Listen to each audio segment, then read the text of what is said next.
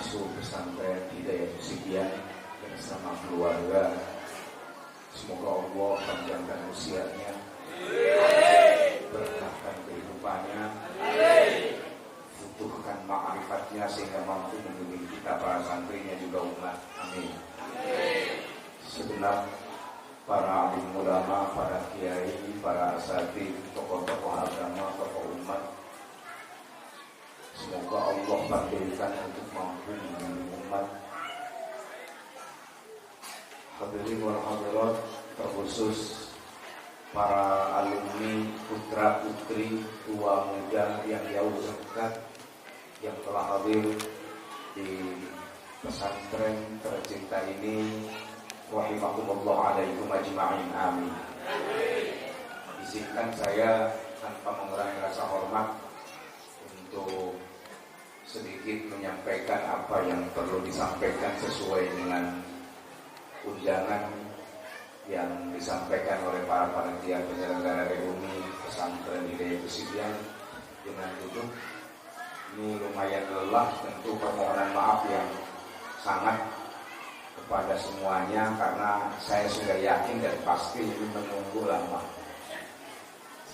Yang 1:30 baru datang dari Banjar menikahkan adik sepupu putra paman Dr. Tina Rahmatul Ummah, kebetulan berjodoh dengan Dr. lagi, Dr. Muhammad Thorikur Rahman, Banjar Patroman dengan Lirboyo Kediri. Sampai di Balujati tujuannya cuma istirahat, sholat rutin setengah 1 belum sholat. Ternyata ada salah satu putra Kiai Manunjaya, Kiai Haji Mahmud Mujahid, putra dari guru saya belajar Al-Hikam ke ibundanya tercinta Hajar Nanok Surayoho. Saya juga melonggar dia kemudian ke ibunya. Di Ta'limul Muta'allim disebutkan wa min tauqiri syai tauqiru auladi.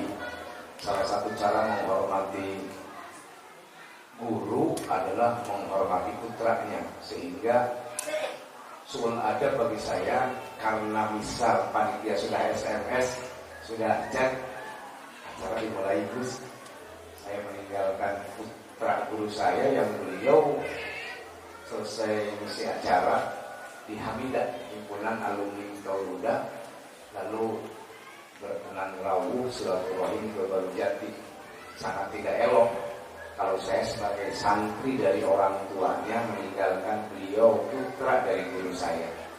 Maka sekali lagi tanpa mengurangi rasa hormat saya dan mohon maaf yang sebesar-besarnya bila siang hari menjelang petang ini saya datang terlambat.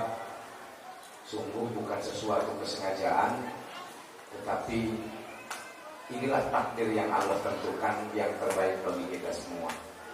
Sekaligus ini sebuah kritik bagi para pengurus alumni bahwa saat menentukan sesuatu paling tidak harus 3 prinsip ini dijawantahkan dalam apapun kehidupan kita, termasuk dalam berorganisasi. Yang pertama, keteraturan. Yang kedua, keterukuran. Yang ketiga, ketepatan. Saya sudah menolak sebetulnya, silakan kiai yang lain saja, karena tanggal 7 itu saya harus menghadiri acara pernikahan. Tapi ternyata para panitia yang datang ke Balujati katanya ini sudah kadung dibuat suratnya. Jadi suratnya sudah ada, namanya Gus Ohi, jadi panitia malu kalau Gus Ohi itu dicoret gitu.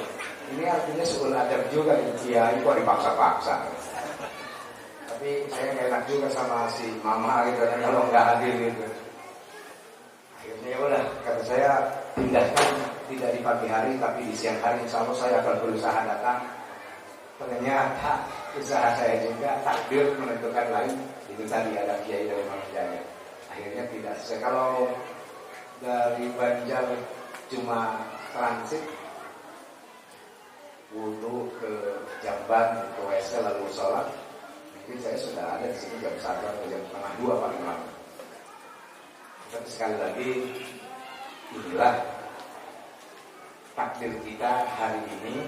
Maka ke depan, sebelum bicara takdir, usaha kita yang harus optimal, usaha kita yang harus maksimal saat menentukan acara atau apapun di organisasi alumni ini. Paling tidak 3 prinsip ini harus dijalankan. Pertama, keteraturan. Kedua, keterukuran.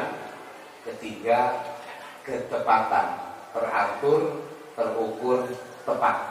Nah, jadi pengurus alumni lemrek nantukeun hiji program, hiji perkara, teratur, terukur, tepat. Karena ada yang teratur, tetapi ternyata tidak terukur. Teratur atau acara nama, tapi hayangna gedean bari berita eueuh, tidak ukur eta. Ujung-ujungna beban ka pasantren yang ka masyarakat lain di alumni. Soalnya aja biasa keren bos dia sampai teh jam setengah ya karek sare kita mari. Yang sare saja sudah kan lanjutan jam sampainya. Ada yang teratur, terukur, tapi kadang caranya tidak tepat. Makanya tiga-tiganya satu sama lainnya dari ketiga prinsip ini harus disatukan. Sehingga kita dalam menjalani apapun tidak boleh keluar dari 3 prinsip tadi. Teratur, terukur, tepat. Maka keteraturan, keterukuran, dan ketepatan mesti kita usahakan secara maksimal. Sehingga nanti karena usaha kita sudah maksimal, Allah memberi hasil yang optimal pula. Itu rumusnya. Para alumni, putra putri, para hadirin kaum muslimin yang hadir,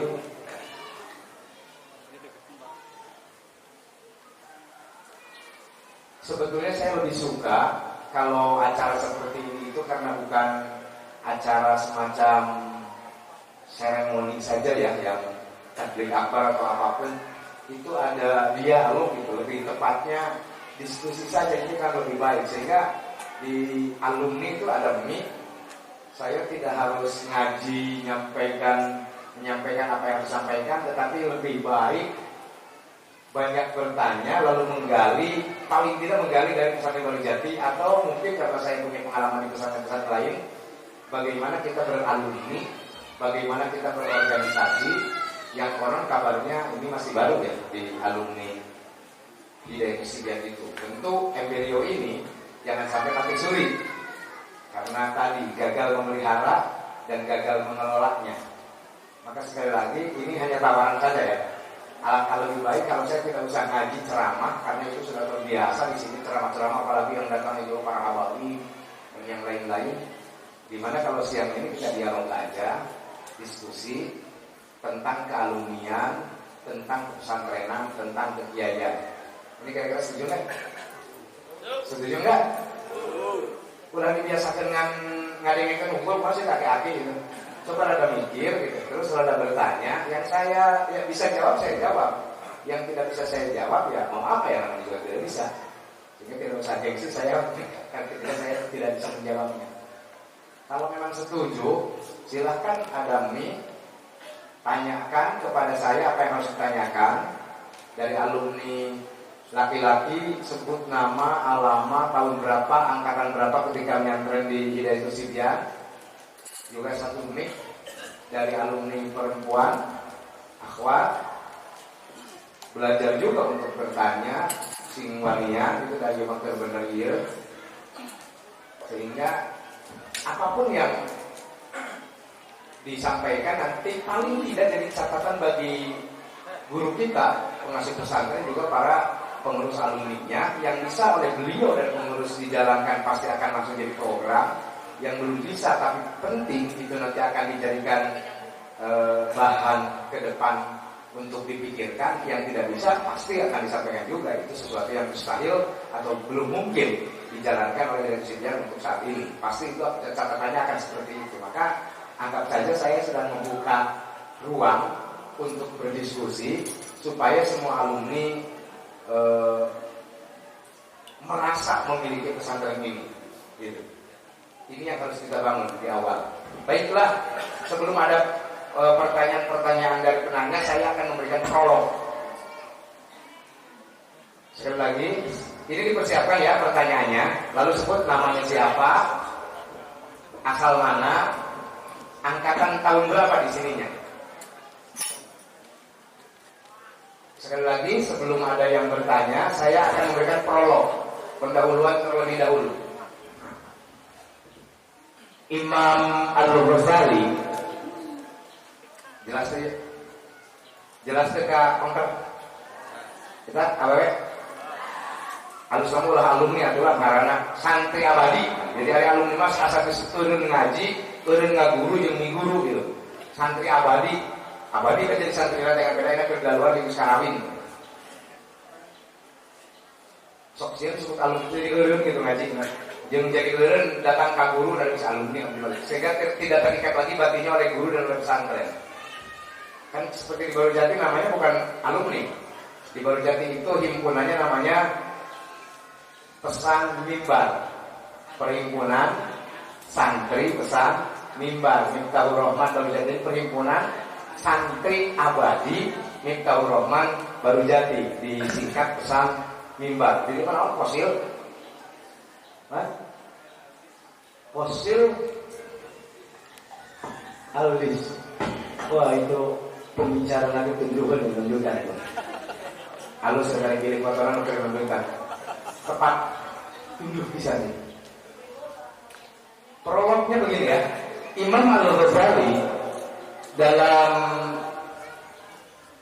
karya monumentalnya kitab Ihya Ulumuddin menyampaikan bahwa orang tua itu ada 3. Pertama, orang tua biologis yang melahirkanmu, ibu bapak urang, eta teh kolot urang. Nu kadua, kata beliau Imam Al-Ghazali, orang tua itu yang anaknya dinikahi olehmu. Berarti mencek orang menawan mitoha, mertua. Itu orang tua kategorinya. Yang ketiga, orang yang mengajarkanmu ilmu sehingga engkau dapat mengenal Tuhanmu. Besok disebut guru. Tilu-tiluanana ibu bapak urang secara biologis, ibu kandung dan seterusnya, mertua urang oke guru urang, eta teh saur Imam Al-Ghazali disebat walidai, indung bapak urang. Sehingga nanti karena sebutannya sudah ibu bapak, menyakiti mereka. Ibu bapak kita yang 3 kategori ini termasuk dosa besar, uququl walidain, menyakiti ibu bapak, menyakiti mertua, menyakiti guru, itu termasuk dosa besar. Kahadekat. Ini yang menyampaikan ini bukan kiai ecek-ecek ya, bukan ulama biasa, tetapi di kalangan Ahlus Sunnah wal Jamaah, beliau adalah yang jadi imam, pemimpin ilmunya yang dipakai dalam ilmu tasawuf. Seperti misal kalau akidah ada Asy'ariyah, Maturidiyah, Asy'ariyah, Maturidiyah, di fikih ada Madzhabul Arba'ah, maka di tasawuf ada Abu Qasim Al-Baghdadi dan ada Imam Al-Ghazali. Al-Ghazali sebagai salah satu figur yang oleh Ahlus Sunnah wal Jamaah dijadikan figur dalam ilmu tasawuf, memberi arahan sekaligus fatwa kepada kita bahwa orang tua itu ada 3. Satu dari ketiga itu adalah guru. Maka mau tidak mau, suka atau tidak suka, guru adalah orang tua yang wajib dihormati, wajib kita untuk mengabdi dan berbakti kepadanya, sekaligus menyakitinya adalah bagian dari dosa. Paham sampai di situ? Selanjutnya kata beliau, dari ketiga orang tua ini ada yang lebih utama. Siapa? Guru. Ngajinya kan lain ke murudan lain ke rajaban lain ke halal di halal ya ada pun alumni. Mungkin guru dibahas lagi. Penguatan gitu. Kata beliau, dari ketiga kategori orang tua itu, guru itu figur yang lebih utama, yang lebih wajib untuk lebih dihormati dan lebih ditaati dibandingkan orang tua kandung dan dibandingkan orang tua mertua, selama guru itu tidak bermaksiat kepada Allah. Sekali lagi, selama guru itu tidak bermaksiat kepada Allah, maka kewajiban taat kita kepada guru itu lebih wajib dibandingkan kewajiban kita taatnya kepada orang tua kandung dan mertua. Kenapa? Karena kalau orang tua kita hanya menjadi asbab menurunkan kita dari alam yang tinggi menuju alam dunia yang rendah. Dari langit, Lauhil Mahfuz dalam catatannya berproses ibu bapak kita, lalu turunlah kita terlahir di bumi yang rendah. Sementara guru kita yang memberi ilmu lalu bisa mendekatkan diri dengan ilmu itu kepada Allah, maka justru yang mengangkat kita dari bumi yang rendah ini bisa sampai mengenal Allah, sehingga dia yang membawa dari kerendahan menuju alam yang lebih tinggi dengan makrifatullah. Dalam posisi guru seperti ini, maka dia sekali lagi kata Imam Al-Ghazali lebih utama untuk lebih ditaati, lebih dihormati dan menyakitinya.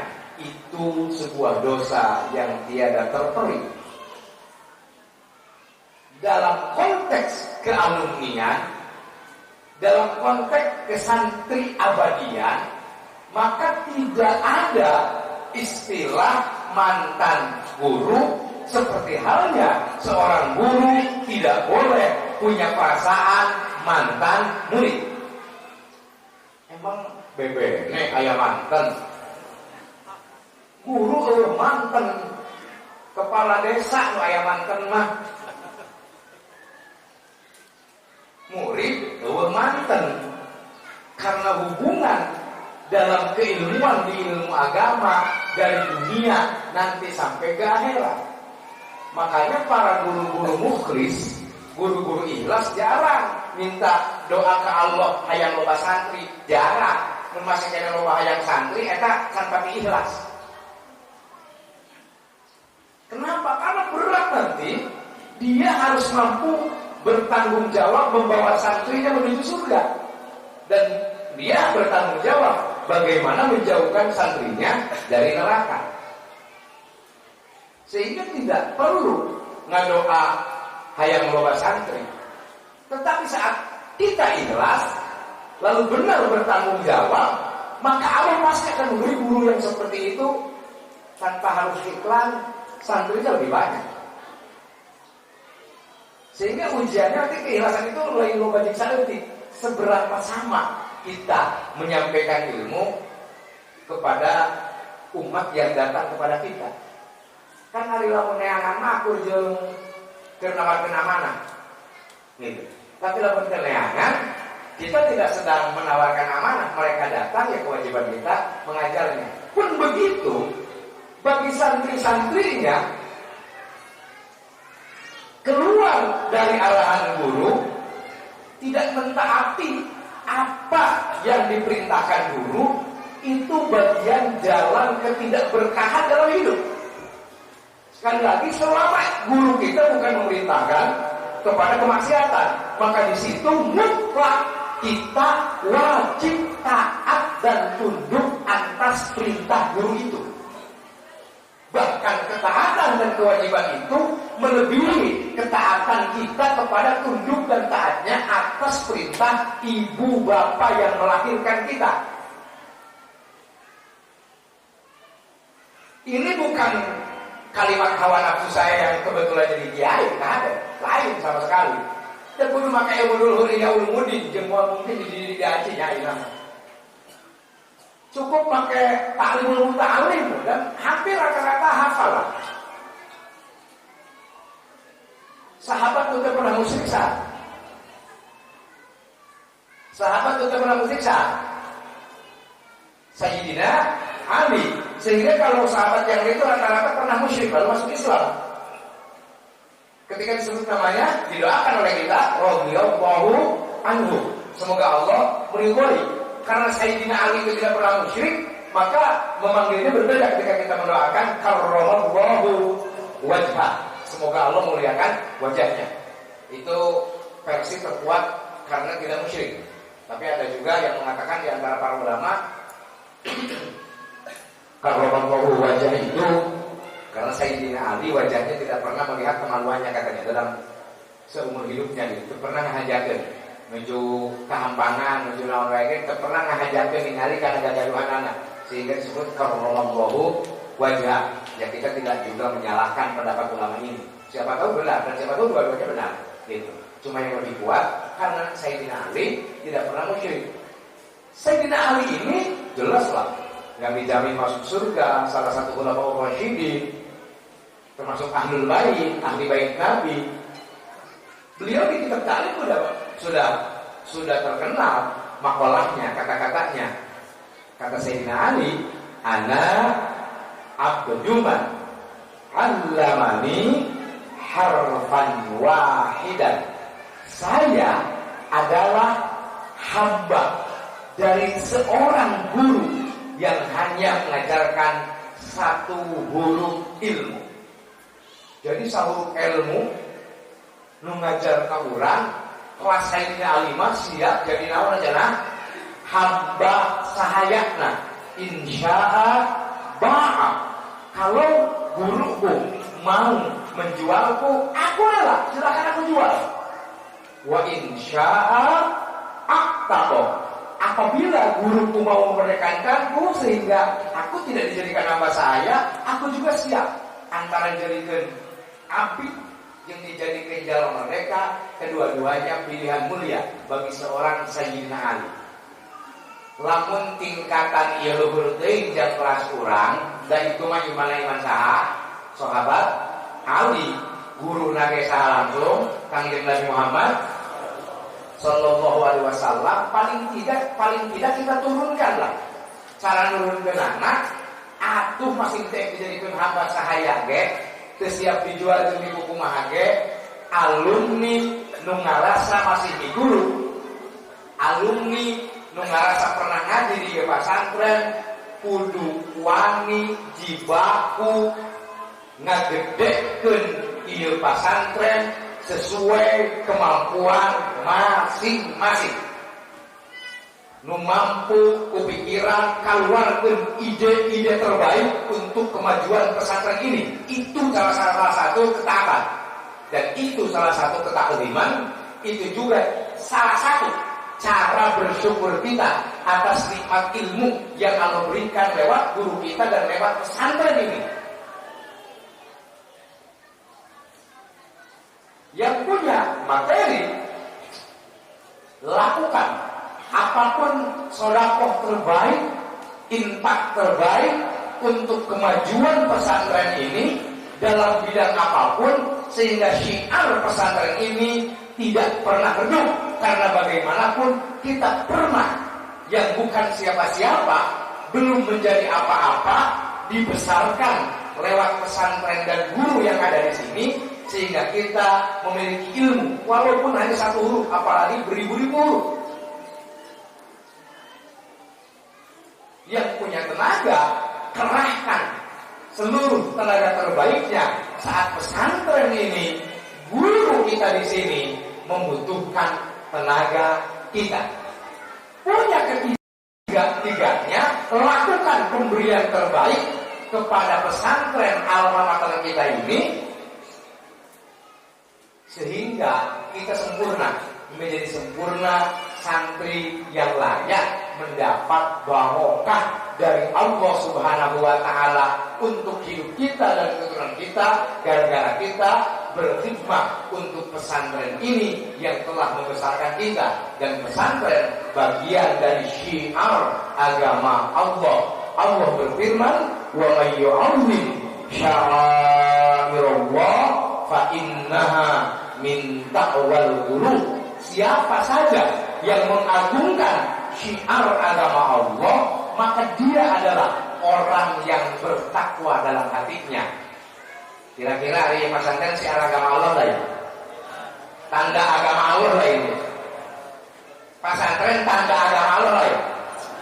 Tanda agama Allah, berarti pesantren syiar agama Allah. Tanggung nama jukeun pesantren berarti urang bertakwa hatena. Boga anak di pesantren deui ka dieu. Boga dulur ajakan kita pesantren ka dieu. Ulah sampai Hidayatus Sibyan diomongkeun ku alumni, Paul euy nya eta pesantren ke pareum.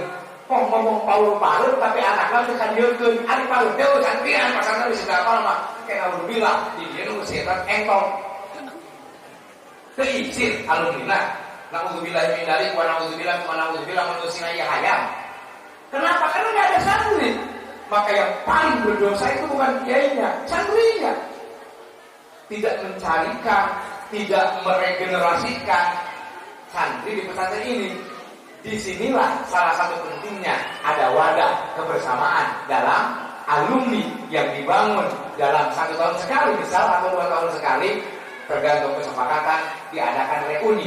Maka reuni bukan hanya tempat pengajian akbar, bukan hanya tempat dan wadah untuk tabligh akbar, itu hanya salah satu syiar saja. Yang terpenting dari organisasi alumni itu adalah bagaimana memberikan ide-ide terbaik untuk pesantren ini, bagaimana memberikan kontribusi terbaik dalam hal apapun untuk kemajuan pesantren ini. Baru kalau sudah seperti itu tanggung jawab alumninya, saya jamin secara ikhtiari di luar takdir Allah, pesantren ini akan terus ada sampai yaumil qiyamah insyaallah. Siap? Siap? Ieu mah boro-boro urang jauh, malah urang Banjarsari, nah kadang-kadang nu aktif ka pesantren. Nu di luar desa bisa datang, nu urang Banjarsari kadang-kadang suka. Kita itu bukan suka tidak suka, Allah distakdirkan urang pernah cicing di dieu gitulah. Eta ngontrak di Jakarta pangurana 300.000. Di dia pernah cicing sabulan untuk bayar 300.000. Mama pernah tuh di Pentar kita. Entar ya. Lu saya gratis nanti di dia. Tuh bohongan tuh pernah enggak? Tuh jelas. Coba bayangkan. Kontrakan leutik lah kumaha, tapi eta kudu bayar 300.000. Boro-boro pernah ilmu nu aya di coklokan leutik gitu. Di dia teu kudu bayar 300.000. Diberi ilmu gratis tunggal ngaji di amplopan kan guru urang mah sakali ngamplop nabi 50.000 100.000 setahun sekali gak menghina minum bapana. Kali-kali dipanggil setahun sekali bae ge hese alumni teu lah setahun di kudu dirugi aja.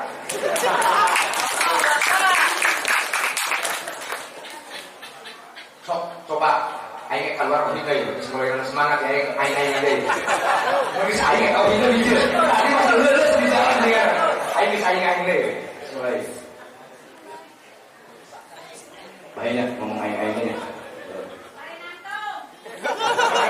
Nah, aing gua lain apa? Ibu-ibu protes saya yang ganteng. Hanya orang-orang yang kurang beriman yang tidak meyakini dengan saya. Marah aku ini 27 tahun baru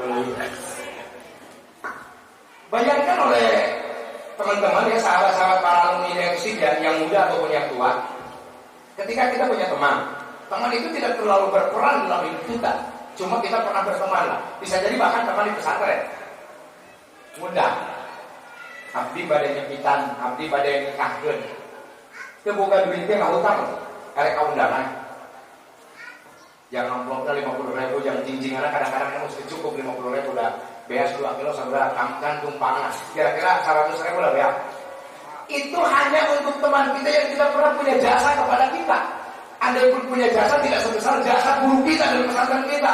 Wani ngahutang, jeung wani maksakeun datang karena kaundangan. Babaturan urang, alasanana teu ngeunaheun babaturan. Tapi giliran make kod, ngaranna anu, nu tanda tanganna mama gitunya. Aya ketua jeung sagalana ngundang setahun sekali. Eta bahasa teh minangni jadi eueun. Bicara nu kitu teh ieu sebenarnya bener kitu cara eta. Teu mikir kan? Ka babaturan teu datang diundang teu ngeunaheun. Giliran pasantren sorangan ngundang setahun sekali pira. Eta masih bisa terhadir atau bahkan bisa buka alasan kelima masa mereka kira 2 bulan. Bencana di dia cara begitu ternyata. Mana zaman lalu ya begitu mana? Ya. Cing, di rukai kain karut ini. Capek apa? Betul. Babaturan baik, nuntut pernah boga jasa. Andai pun dia berjasa tidak sebesar guru kita dan pesantren kita. Itu kita tidak enak untuk tidak hadir. Kenapa saat pesantren kita, guru kita yang mengundang bahkan pakai tanda tangan, disebarkan ribu pengurus yang datang meninggalkan pamajikan dengan anaknya, kadang-kadang kan yang nyebar-nyebarkan surat, malah tidak datang. Kira-kira alumni macam apa itu? Santri macam apa itu? Dan ini berlaku untuk siapapun ya, alumni manapun ya, ke gurunya. Tetapi dikhususkan karena saya diundang oleh dari sekian untuk alumni. Wadeh kak baik tadi hayang maksa eta udah jalabri. Terus pula-pula kalau tujuh maya acara di Banjar ke dan terus tidak punya surat koplok. Ini data tadi karunya kakak alumni pengurus takbir maka dari Al-Azhar mudah hadir bagi kecewa kayak gitu. Ayo nama usum kiai kita komplain ya. Apa dari peta komplit dipaksa ditangguhkan malaikat nyium tanggal nulangtukeun anu lah gitu lain kaping sabaratus kosongan lain gitu. Jadi akhirnya takdir lagi ya burang ketumbuh baik hari karena tidak terukur, tidak teratur dan tidak tepat. Maka ke depan itu harus terukur, teratur tepat siapapun berarti. Sehingga udah peta komplit. Jadi jangan dulu membuat surat nanti. Datangin saja mubalik yang kita inginkan siap atau tidak. Kalau siap, siapnya kapan? Baru kita tulis tanggal seanu, gitu. Munsawal tanggal seanu, biar keinginan kita nanti tepat dan waktunya bisa sesuai. Karena dipaksa saat hiji awak pergi ke dia. Kembali, kalau kita ngaji diri tadi, kita murid dari guru kita. Guru kita tidak meminta apapun kepada kita, hanya meminta datang. Ada kegiatan di sini sebulan sekali. Apa sih yang sulit bagi orang yang ada? Kalau masih mampu merendahkan hati kita di depan guru kita. Boro-boro orang bodoh, lebih pintar sekalipun di depan guru, tetap saja dia adalah guru. Walaupun kalah ilmunya.